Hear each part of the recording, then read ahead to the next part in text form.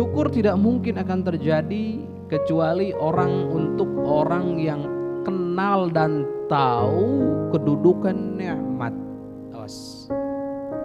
Orang yang tidak pernah tahu, tidak pernah kenal kedudukan nikmat tidak akan pernah mampu untuk bersyukur.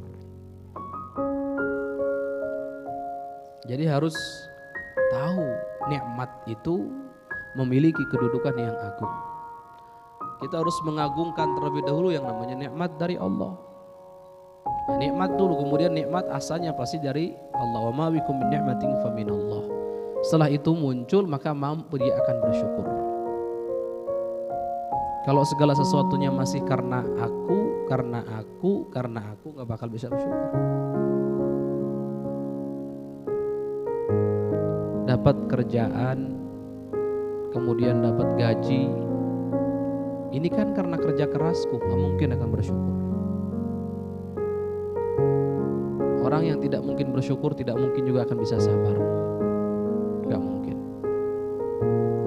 Tapi kalau hamba Allah yang punya iman, sadar bahwasanya segala kenikmatan itu hanya datang dari Allah, dan yang datang kepadanya yang membuat dia bahagia itu adalah kenikmatan, maka yang timbul adalah syukur, bukan sombong. Lihat bedanya.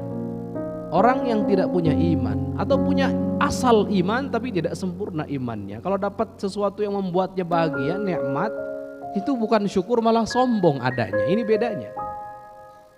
Contoh sudah, kalau ada orang Allah kasih hadiah nikmat berupa mobil mewah contohnya.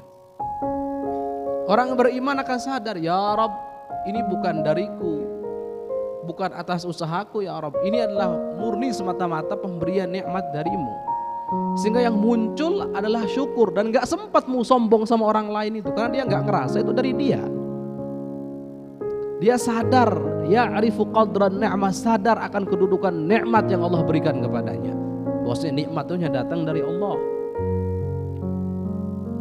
Jadi yang ada ketika dapat kenikmatan itu syukur sama Allah. Terima kasih. Ibadahnya tambah giat lagi. Mendekatkan diri kepada Allahnya tambah hebat lagi. Terus seperti itu. Tapi kalau ada seorang hamba tidak mengerti yang namanya nikmat, tidak sadar kenikmatan datang dari Allah, ketika dia diberikan kenikmatan yang ada kesombongan di atas kesombongan, kemaksiatan di atas kemaksiatan. Baru dapat mobil, yang pertama dilakukan pamer terlebih dahulu, meledek tetangga yang masih punya motor butut, kemudian juga ngeledek teman-teman yang lainnya yang masih punya mobil butut dan seterusnya. Jadi dia dapat nikmat dari Allah itu adalah wasilah untuk dapat dosa.